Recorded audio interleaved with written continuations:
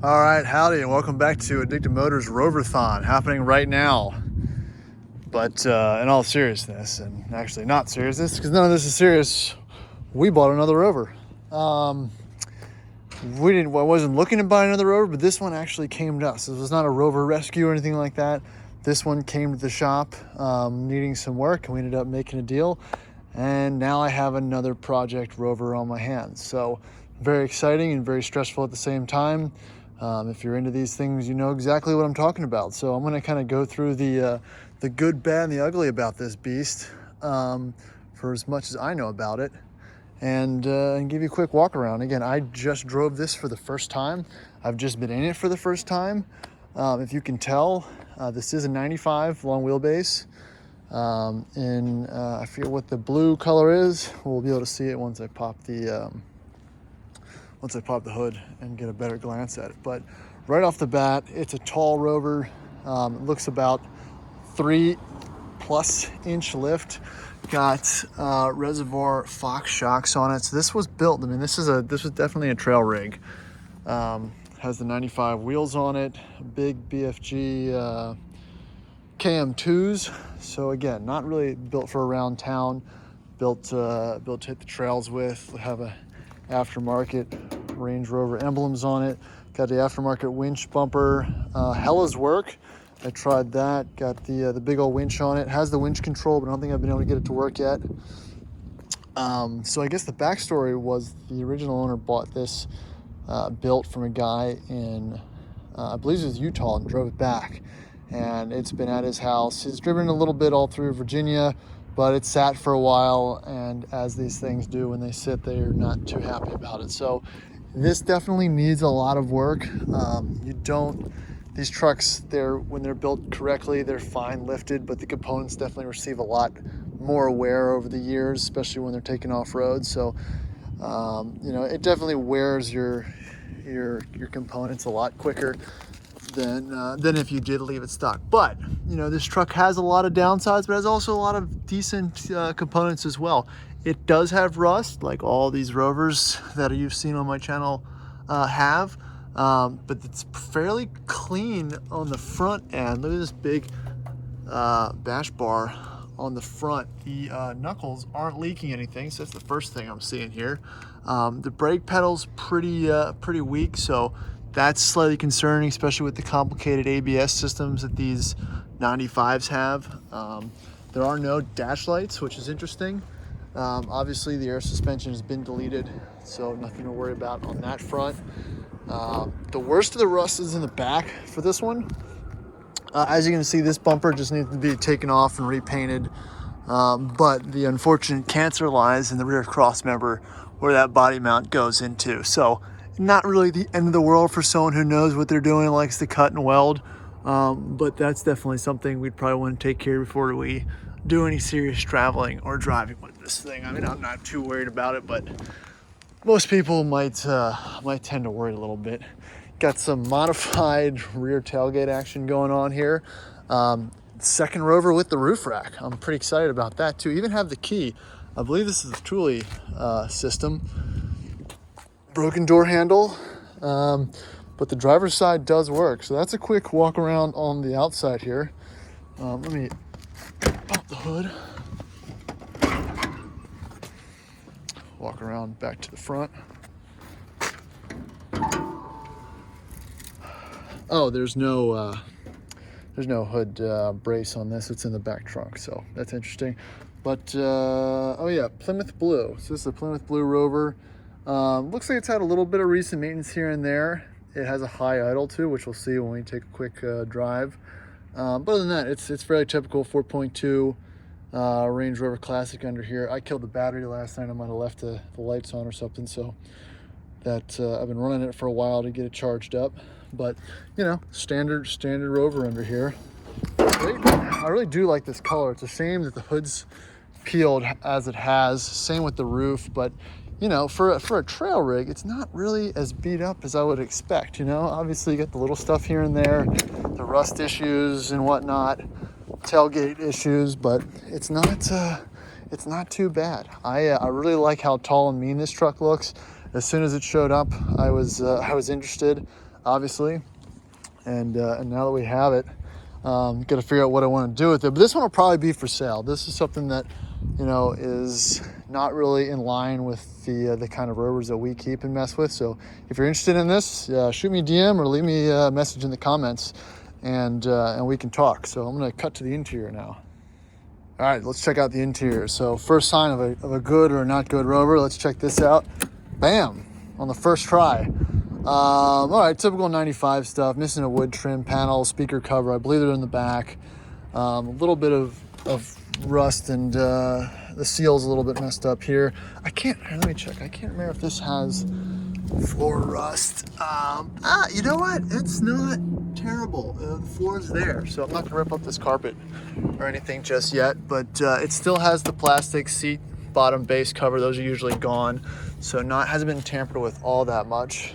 I'm probably gonna keep these seat covers, honestly, because the seats on my 89 are pretty wrecked. All right, so we're jumping in here. First off, I believe this plastic trim piece is missing, probably due to the key issue. So this is the most rover thing I've seen in a while. Here's the key. The piece, the tip of it has been broken off in here since, in the tumbler since he's owned it. So what you do to start it, stick it in, and it still turns. So we'll start it up here in a second. So that can be put back together fairly easily. Radio works, AC works, all the buttons are still here, the wipers work, even the door light works. Heated seat lights come on. I think the two front windows work, but the rear ones don't, so it might just be that memory piece in here. The other thing I like to do with these rovers is kind of see what the previous owner had in here that really signify what his ownership was like. So let's pop open the cubby here, and first off, brake fluid, perfect. Makes a lot of sense with the soft brakes. I always have my jump box. Looks like they've got some hookups here as well. Manuals. Perfect. Everything you need to hopefully release the roof rack if we want to take that off. Speaker cover, always parts and pieces. You know, there's not a lot of these that have nothing stored in there. So yeah, let's check out what's in the back. This is great. Jumper in the back. So yeah, notice this door opened on the first pull. Really nice wood condition back here. Obviously, it's kind of beat up from people getting in and out. This is a really terrible design for these pockets. But the seat itself is in decent condition, pretty standard for a 95. The headliner looks okay. It's not sagging, it's a little bit ripped up. Come back here. Oh, look, you had an extra 95 turn stock. I bet you that's worth something. Oh, look, everything I need. I have the steering plastic trim piece, speaker cover. I love to see what the fluids are. This makes me happy. Coolant, more coolant, motor oil. At least it's not transmission oil. Extra trim pieces. Obviously, you've got the speaker cover, full-size spare. What else do we have back here? Oh, look, winch control. That's gonna be useful. I'm gonna bring that up front. We can try that out in a little bit. A big piece of bamboo. I'm assuming the big piece of bamboo is gonna be for the hood, which is awesome. I think it just adds a little bit of character to it. But if you notice down that side, the floor doesn't appear to be too rusty. I'm not gonna pull this side over yet. What else do we have back here? Oh yeah, a little automatic transmission fluid. That's probably for the power steering, because I'm sure that leaks. And all right, there you go. Like I thought, we have our driver's side wood as well, so that can be glued on. Make it look a little bit better. But, all right. So that is the initial walk around for the 95. So let's take it for a spin. All right, back in the 95. Let's see if the half key works. This was totally dead when I had it, so I might have to jump it still. All right, fired up. I let it idle for a couple minutes before we came over here. So yeah, I can hear a little bit of whine on the power steering pump, but that makes sense due to the lift and everything. It's not as noticeable when you're driving. But again, no dash lights. I'm not saying this thing's mint or anything. but it's always interesting when you find one that has received a little bit more love than the standard hoopty. Sunroof looks good. I'm not gonna try that. It's not worth it. What else do we got here? Passenger seat relays are probably shot. It's not moving anywhere, but it's at a good position for me, so I'm not too worried. Oh, pop it into gear. Even though my foot's on the brake, it is slightly overwhelmed, the braking pressure. Steering wheel, yeah, that's not the correct angle. Good bit of braking pressure, but she does stop. That's all that matters. Mint. This truck is deceptively tall. All right. Go back through here. Brakes work. They don't feel super even. That could be it's distributing pressure a little bit weird. Notice my alignment angle is not excellent, but again, this is a trail truck, so I'm not too concerned.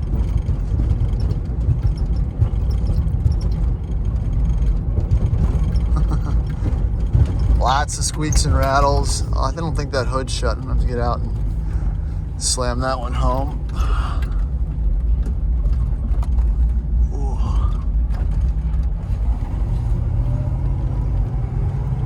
All right, give her some power. Motor feels smooth, you know, nothing out of line. Oh, brakes.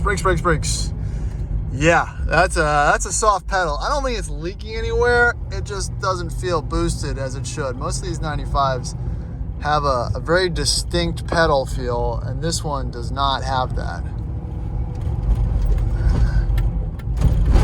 I'm gonna have to close this hood. All right, it's still in park. It does have a pretty high idle. I haven't done any cleaning of the MAF sensors or anything tune-up wise, so if you got any issues or know what the cause that is in the 95, just drop me something in the comments there, because the other 95 short wheelbase we have also suffers from that high idle and a bit of a miss too, so I'm thinking that one might need a coil. But let's give it a little bit more power again. Man, this truck feels tall. I'll in an upcoming shot, I'll park it next to the 88 and show you what the height difference is there. But other than that, other than the brakes and the alignment, drives like a Range Rover, feels tall, looks good. Definitely going to wash it. Has some Virginia schmoo all over the windshield and the hood, but you know, nothing a quick hand wash won't get rid of, and see how it looks after that. All right, there's the 88. Gonna get out and see how these two look side by side. You can already tell huge height difference.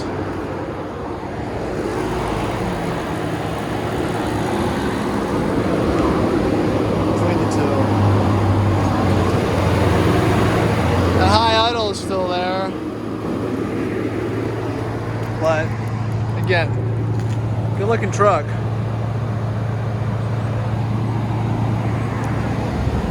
Also looks to appear to have tinted windows.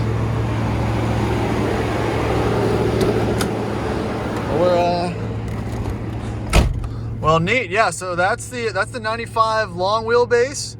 I'm gonna probably clean it up in an upcoming video, and yeah, just kind of take it out on the road again and do a little bit more testing, see if we can't get things a little more squared away for this truck. But again, we're probably gonna sell this one, so let me know if you're interested, and please feel free to subscribe, and again, follow along with the rest of the Rover adventures. Like I said, I don't think there's anyone on YouTube bringing you as much Rover content or any other type of automotive content of this variety.